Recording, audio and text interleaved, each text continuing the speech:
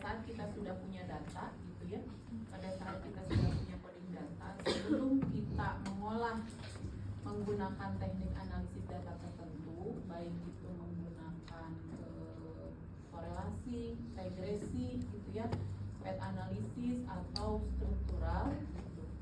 Biasanya kita harus meyakinkan terlebih dahulu bahwa data yang kita miliki itu bisa diolah sesuai dengan teknik analisis datanya. Artinya apa? Artinya datanya harus kita siapkan dulu bahwa data itu baik gitu, seperti itu. Sehingga pada saat kita mau menguji menggunakan salah satu teknik analisis data, datanya itu akan fit dengan modelnya. Jadi itu kita kenal dengan uji asumsi klasik. Di regresi kita kenal dengan uji asumsi klasik, di SEM juga sama uji asumsi klasik. Yang membedakannya hanya kalau misalnya di SEM itu lebih banyak dibandingkan dengan regresi. Tapi yang paling umum itu ada 4. Nah, kita lihat dulu di sini. Kalau misalnya uji asumsi klasik ini dilakukan untuk menguji model regresi agar model penelitian ini memberikan hasil estimasi yang terbaik atau BLUS atau Best Linear Unbiased Estimation. Nah, untuk ininya, untuk persyaratannya di sini ada 4. Yaitu ada datanya, kalau misalnya regresi sederhana itu harus berbentuk data interval atau rasio, minimal data interval atau rasio. Begitu pula dengan regresi berganda. Nah, yang akan kita lakukan itu ada uji linearitas, ada uji normalitas, ada uji heterogenestisitas, dan ada uji autokorelasi jika menggunakan data keuangan. Itu. Nah, kalau untuk berganda itu ada tambahan satu lagi, yaitu multi-kolinearitas. Kita akan bahas satu-satu. Terkait dengan data, tadi kan kita menggunakan skala Likert ya. Skala Likert itu data apa? Interval, ordinal, rasio, ordinal. Nah, sedangkan di sini untuk regresi sederhana itu minimal datanya harus data interval. Kemudian apa yang harus dilakukan? Kalau misalnya semantik diferensial, itu datanya apa? Interval atau ordinal? Semantik diferensial. Ada yang menggunakan semantik diferensial nggak di sini? Tahu nggak semantik diferensial? 1 sampai 7. Datanya apa itu?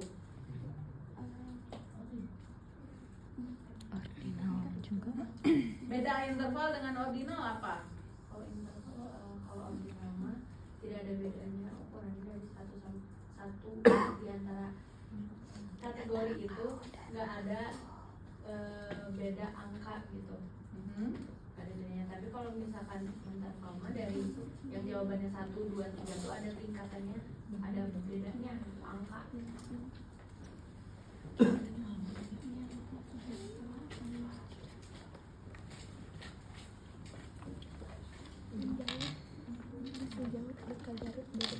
Oh, ini apa?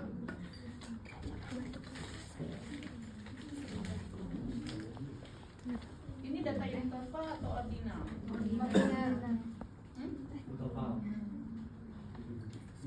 Interval ordinal.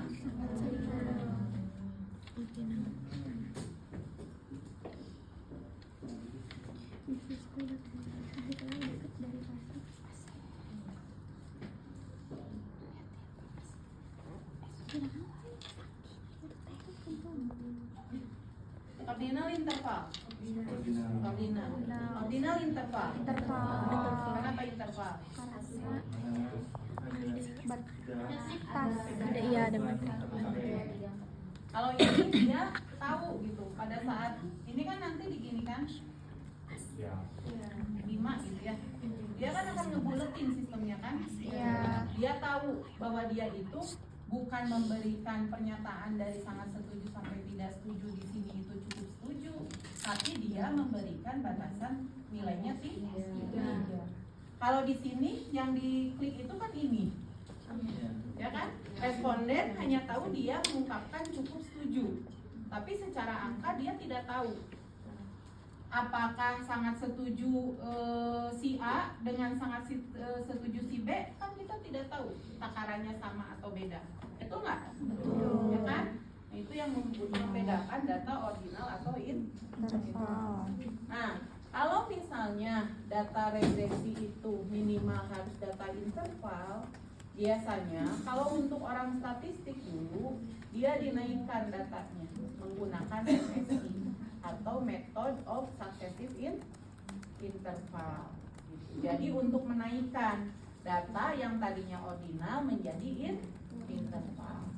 Nah, tapi untuk orang sosial gitu ya, sebetulnya hasil pengolahan data yang dihasilkan dari metode successive interval dengan data ordinal itu tidak mempengaruhi model secara signifikan, sehingga pada saat kita memiliki data ordinal, sebetulnya kalau kita langsung olah gitu ya menggunakan regresi, itu juga tidak memberikan nilai yang berbeda dibandingkan dengan data yang dirubah ke successive.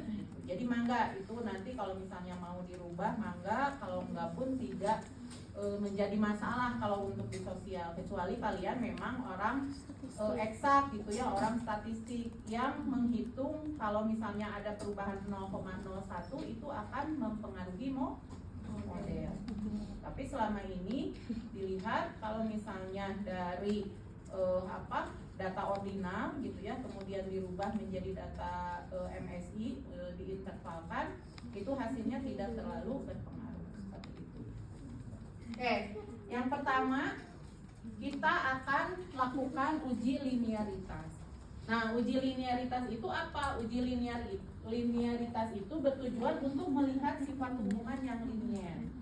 Apakah betul data yang akan kita hasilkan itu berhubungan linier? Linier itu berada di garis ini nih.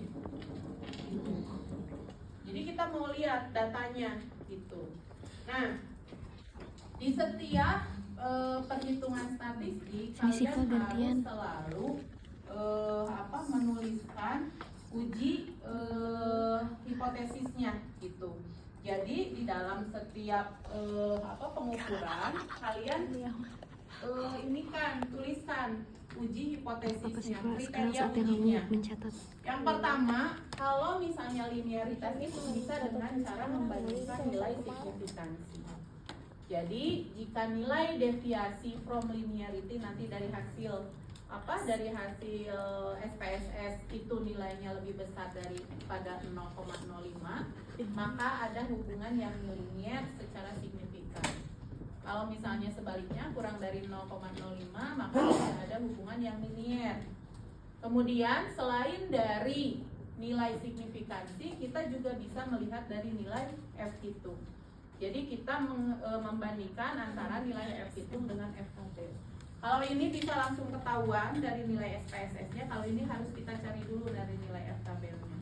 Kalau misalnya, nah ini nanti kalian harus ingat, harus jadi catatan.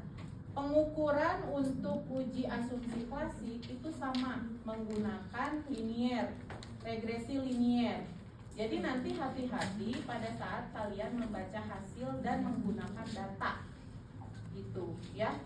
Kan di regresi kalau misalnya uji simultan kalian pakai uji F kan? Iya. Ya kan? Nah, kriteria ujinya apa? Kalau F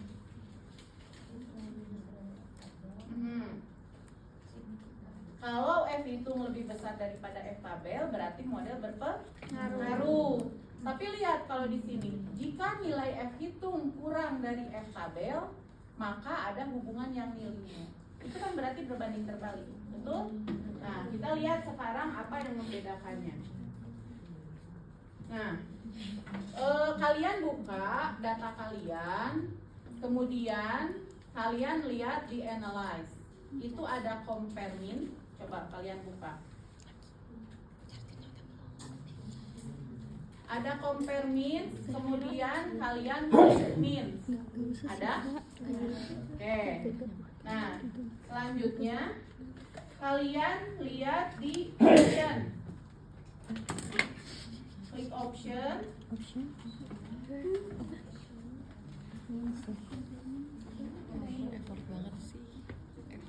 Kalian klik option, kemudian kalian klik test of linearity.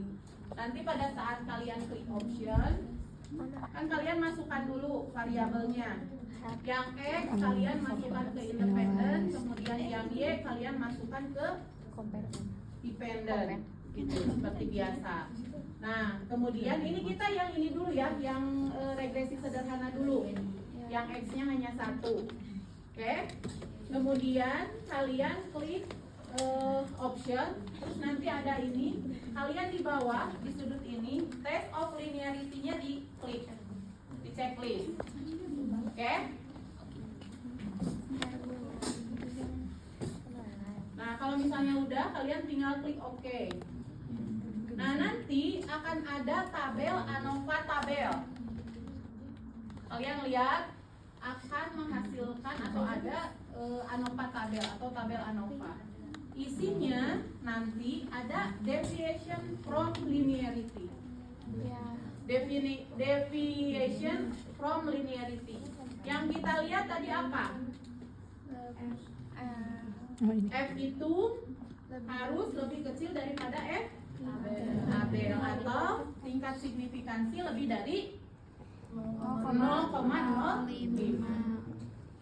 Kalau yang diajarkan oleh Pak Bowo terkait dengan regresi sederhana untuk melihat pengaruh X ke Y, tingkat signifikansinya harus lebih kecil atau lebih besar? Lebih kecil.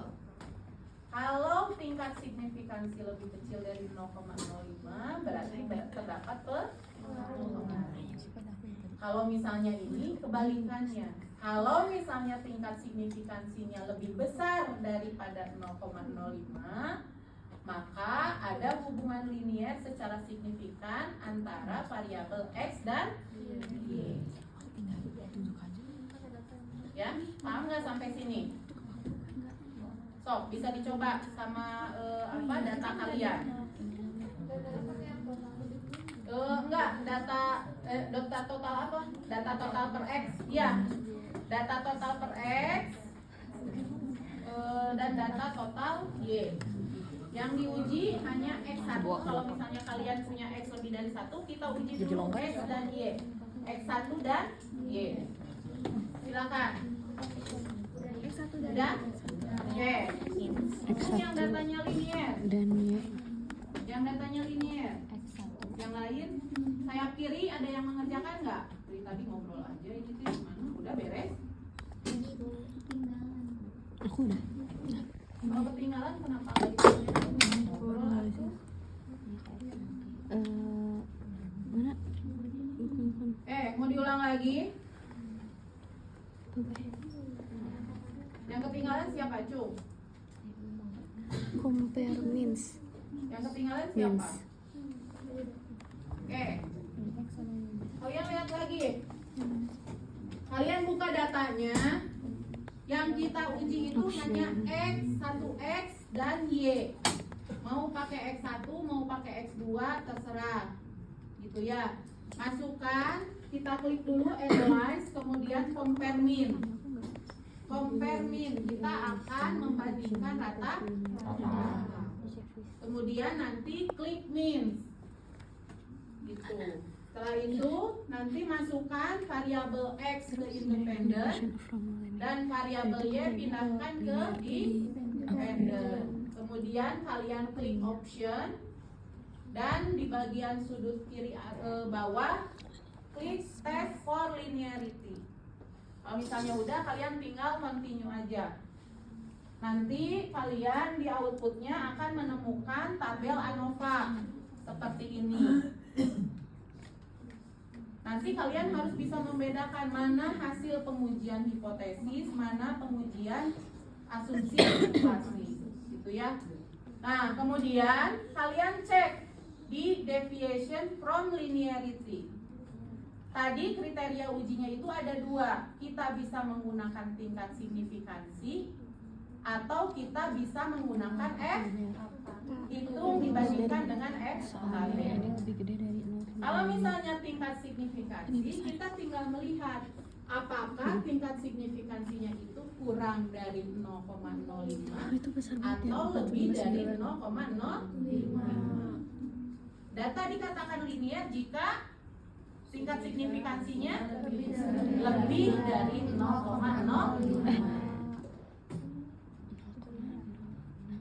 Data dikatakan linear jika F hitung lebih lebih kecil dengan F. Nah, yang paling mudah kita membandingkan tingkat signifikansi karena nilainya sudah keluar. Gitu.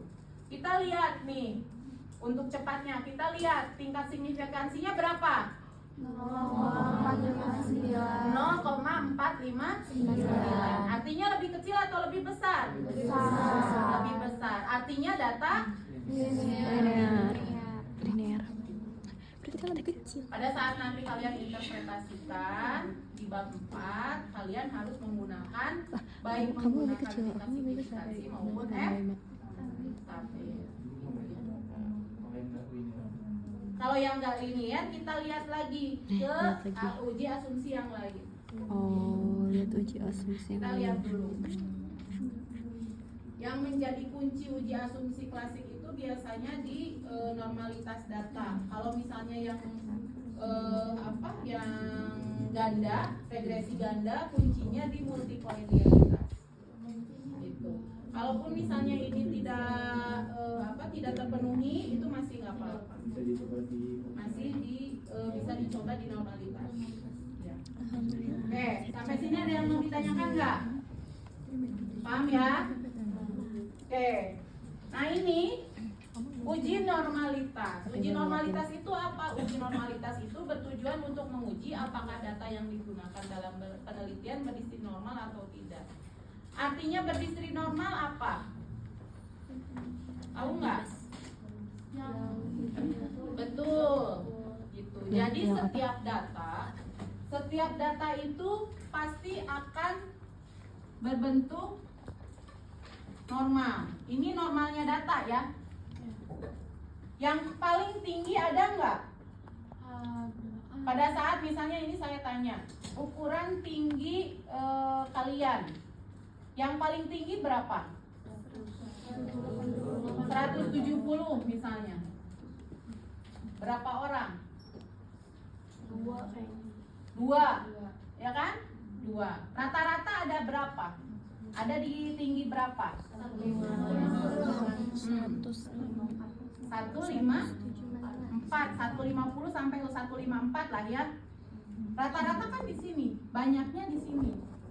Yang paling rendah atau yang paling pendek? 100 berapa? 150 ada di sini. 145 misalnya ya. Ada nggak 145? Ada. Paling berapa orang? 1.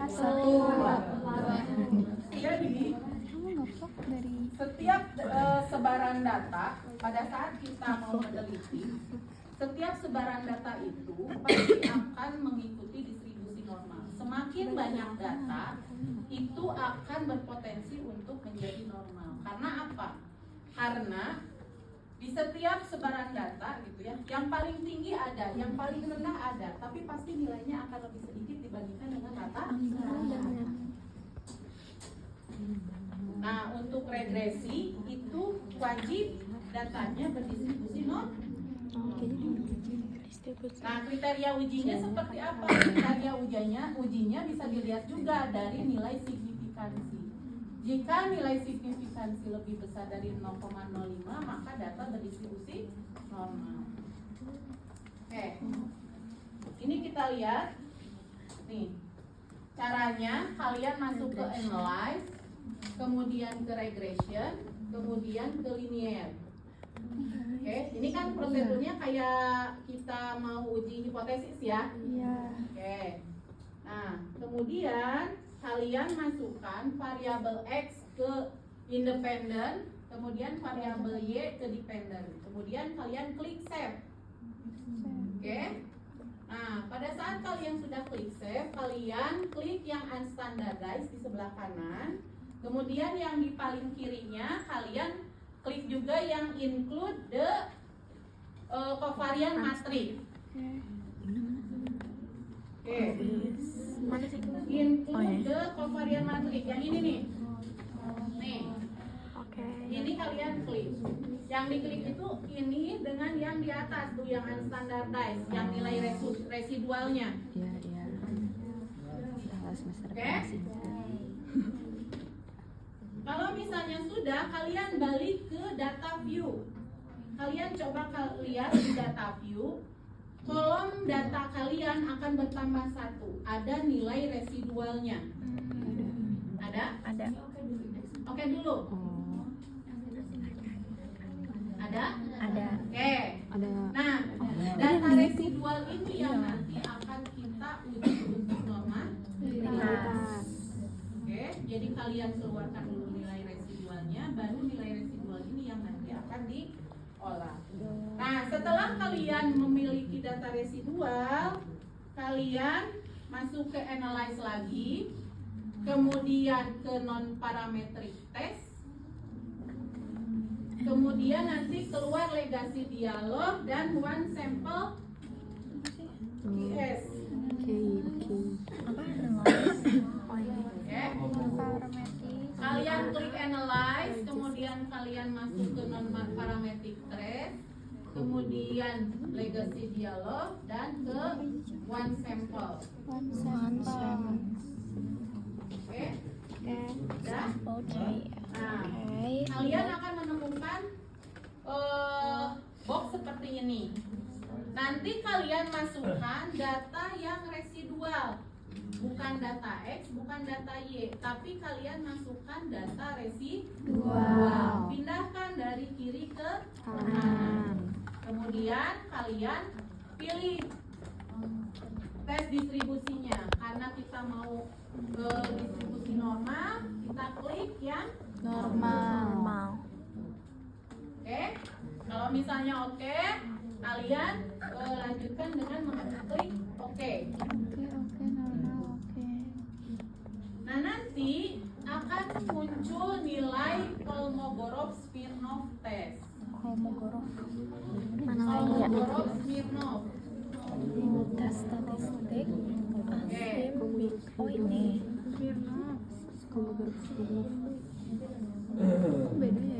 Nah, kalian lihat di atas. Kalian sudah menemukan tabel yang one sample Kolmogorov? Sudah. Ada.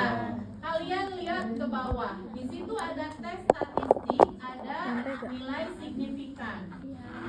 Tadi kriteria ujinya dikatakan berdistribusi normal jika nilai signifikansinya lebih Dari 0, lebih kecil. lebih besar. Kalau lebih kecil tidak berdistribusi normal. Nah, kalau misalnya datanya lebih kecil atau tidak berdistribusi normal, berarti kalian mau tidak mau harus mengganti teknik analisis. Tergantung nanti kalian akan melakukan tes lagi, misalnya untuk pet analisis atau misalnya buset, atau misalnya bahkan Udah maksimal. non Maksimal itu perasaan kita yang pasangnya banyak cepet aja.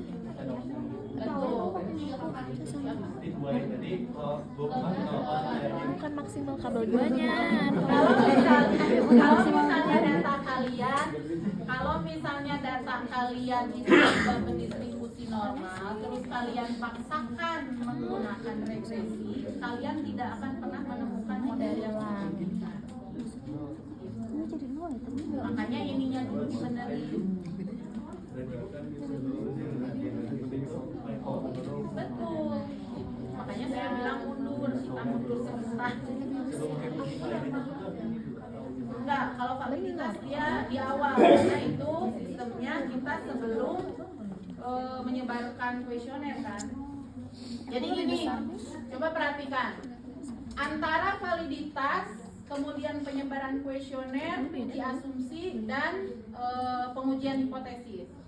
Yang paling awal pada saat kalian sudah punya instrumen, ya kalian sudah punya instrumen, kalian lakukan apa? uji validitas. Kalian sebarkan ke berapa orang? 30 atau 10% dari jumlah sampel. Itu. Setelah kalian lakukan uji validitas, kalian lihat kan indikator mana atau pertanyaan mana saja yang valid dan tidak. Kalau misalnya valid semua, berarti kalian bisa lanjutkan ke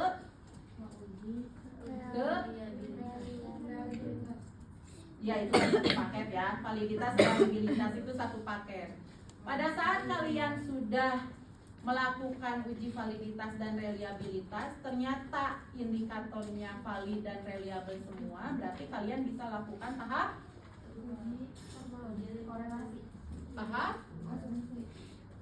regresi. penyebaran kuesioner. Kan kalian baru 30 orang, ya kan? Nah, kalau misalnya data kalian ada yang tidak valid, apa yang kalian lakukan? Satu, dibuang. Kemudian kalau misalnya kalian dalam satu dimensi itu punya beberapa indikator, kalian boleh langsung buang indikator yang tidak valid. Tapi kalau misalnya di dalam dimensi itu ada misalnya indikatornya hanya satu, berarti kalian mau tidak mau harus mempertahankannya. Nah, cara untuk mempertahankannya apa? Cara untuk mempertahankannya adalah dengan merubah kalimat yang ada di pertanyaan itu. Karena data tidak valid itu antara pertanyaannya ambigu atau pertanyaan itu tidak bisa diterjemahkan oleh responden. Sehingga kita harus ubah kalimat. Oke, paham ya? Oke. Pada saat kalian sudah uji validitas reliabilitas, sudah selesai, kalian balik lagi ke lapangan, sebarkan sisanya.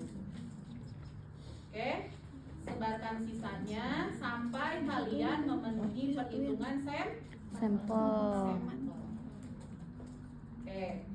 Pada saat sudah menyebarkan kuesioner sesuai dengan jumlah sampel, kalian coding, kemudian kalian lakukan proses apa? Kalian lakukan proses apa? Uji apa?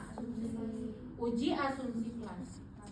Hal yang pertama kalian lakukan adalah uji asumsi klasi. Karena ini akan menentukan teknik analisis data apa yang sesuai dengan data yang kalian miliki.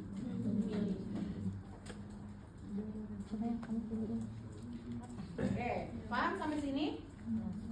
Oke, kita lanjut ya. Di sini berapa orang yang tidak valid? Tidak normal datanya. Tuh.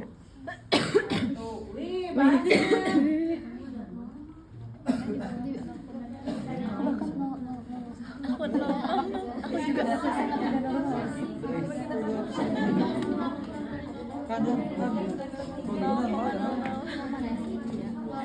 Sedih banget, kenapa ya?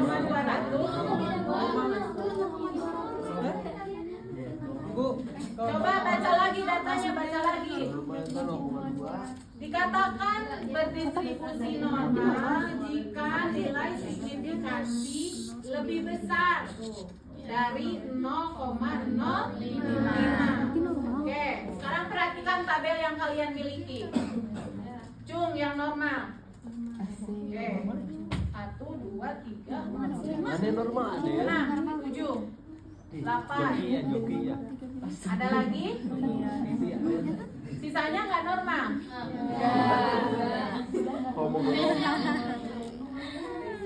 Oke. Nah, kalau misalnya nanti kalian di lapangan menemukan data yang tidak normal, sebetulnya ada cara untuk menormalkan data, yaitu dengan cara menaikkan satu tingkat. Jadi kalau misalnya, tapi ini mah udah kejauhan ya, karena ini digunakan oleh orang-orang statistik.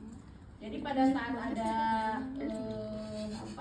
data tidak normal, data itu akan dinaikkan satu tingkat. Jadi yang tadinya ada di posisi 2 dinaikkan ke posisi 1 gitu. Jadi kalau misalnya Sinormal siapa yang sinormal? Jadi normal. Lu normal sendiri ya? biasanya nggak normal sendiri. Kebalikan habisnya kayak Misalnya ini kan datanya yang data pertama itu dimulai ada di kolom 2 kan. Nah, data yang di kolom 3 ini akan kita naikkan ke kolom 2. Kemudian nanti ada satu teknik analisis yang dia akan mengenerate kembali data sehingga data itu akan berdistribusi dengan normal seperti itu. Tapi ini adalah langkah yang biasanya digunakan oleh orang-orang statistik seperti itu. Nah, kalau misalnya di kita di sosial, pada saat data kalian sudah normal, kalian bisa menggunakan beberapa alternatif. Salah satunya adalah dengan merubah teknik analisis data. Salah satunya dirubah ke dalam apa? Misal, contoh, kalian bisa menggunakan beberapa teknik analisis data non parametrik, ya. Atau kalau misalnya kalian mau menggunakan parametrik, alternatif kalian adalah menggunakan Smart PLS atau PLS, partial least square. Karena partial least square itu adalah salah satu teknik analisis data yang mengakomodir atau membolehkan datanya itu tidak normal. Oke? Ya, paham ya? Oke. Nah, sekarang kita lanjutkan ke tadi sampai mana? Normalitas ya. Nah, teknik uji asumsi klasik yang selanjutnya itu adalah heterokedastisitas. Nah, apa sih yang dimaksud dengan heterokedastisitas? Heterokedastisitas itu adalah kemudian untuk menguji apakah dalam model regresi terjadi ketidaksamaan varian dari nilai residual satu pengamatan ke pengamatan lainnya. Jadi yang dilihat itu adalah kumpulan datanya. Kalau misalnya terjadi kesamaan, itu biasanya nanti datanya akan berkelompok. Tadi misalnya seperti ini, tapi dalam bentuk yang berbeda. Nah, misalnya inilah ya. Nah, ini datanya akan berkumpul di sini. Ini terjadi kesamaan. Gitu. Nah, kemudian heterokedastisitas dilakukan dengan uji Gleiser biasanya. Nah, kriterianya apa? Kriterianya jika nilai signifikasi. Nah, ini lihat lagi ya. Yang kita lakukan untuk menguji heterokedastisitas parameter jika nilai signifikansi kurang dari 0,05 maka terjadi gejala heterokedastisitas. PPT-nya. Fotoin PPT-nya. Ya. Yang normal fotoin storage-nya penuh. Sifat storage-nya penuh. Yang kita harapkan terjadi atau tidak terjadi? Yang kita harapkan data kita homogen atau hetero? Tidak terjadi ya? Tidak terjadi heterokedastisitas atau datanya homogen. Ya. Nah, ini caranya. Kayak ngedate sama kalian. Kalian lakukan dengan analyze lagi, kemudian regression, kemudian linear. Nah, kalau misalnya tadi kita mengeluarkan data residual, nah sekarang kita keluarkan nilai absolutnya. Ini prosesnya sama dengan yang tadi. Kita masukkan variabel X ke independen, variabel Y ke dependent. Kemudian kita klik save, kemudian unstandardized sama include-nya diklik lagi. Nanti kan akan keluar residual ya, data residual nih. Kalau misalnya kalian sudah punya data residualnya, kalian transform, klik transform, kemudian compute variable, ini yang paling atas, tuh. Kalian klik transform, kemudian compute variable. Nah, kemudian kalian masukkan target nama variabelnya apa? Nama variabelnya absolute responden atau ABS slash responden gitu, residual.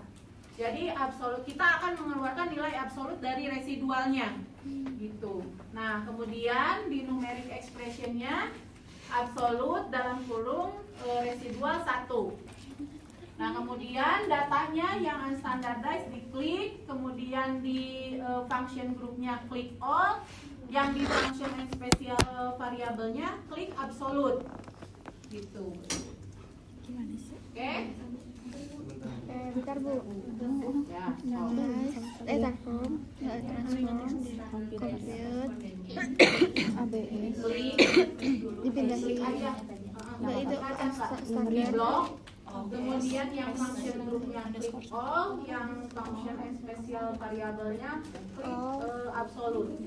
Nah, ini fungsinya untuk mengeluarkan nilai absolut dari residu. Apa ini? Nah, untuk heterokedastisitas atau homokedastisitas, data yang akan kita gunakan untuk di tes heterokedastisitasnya itu adalah data residual. Oke? Sudah? Yang bagian variabelnya itu otomatis keganti atau kita ketik?